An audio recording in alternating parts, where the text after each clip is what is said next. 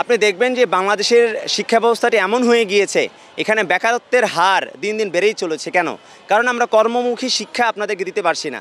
আজকে আমরা লক্ষ্য করছি ঢাকা বিশ্ববিদ্যালয়ে অনেক ডিপার্টমেন্ট খোলা হয়েছে, যে ডিপার্টমেন্টের কোনো কর্মক্ষেত্র নেই। সেখান থেকে ডিপার্টমেন্টের স্টুডেন্টরা সেখান থেকে গ্র্যাজুয়েট, পোস্ট গ্র্যাজুয়েট সম্পূর্ণ করে তারা বেকারত্ব বরণ করছে। কেন?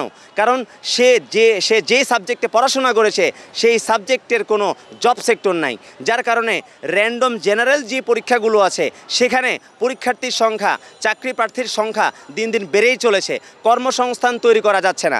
সেই জায়গা থেকে আমাদেরকে শিক্ষা ব্যবস্থা এমনভাবে ঢেলে সাজাতে হবে যেন আমরা কর্মমুখী শিক্ষা বাস্তবায়ন করতে পারি। আমরা এমন এক শিক্ষা বাস্তবায়ন করব যেখানে পড়াশোনা করে আমাদের শিক্ষার্থীরা যেন মনে করে যে আমি এখানে পড়াশোনা করে রাষ্ট্র গঠনে, রাষ্ট্রের কল্যাণে আমি নিজেকে নিয়োজিত করতে পারবো। স্যান্ডেলিনা সো, রূপচর্চায় আভিজাত্য।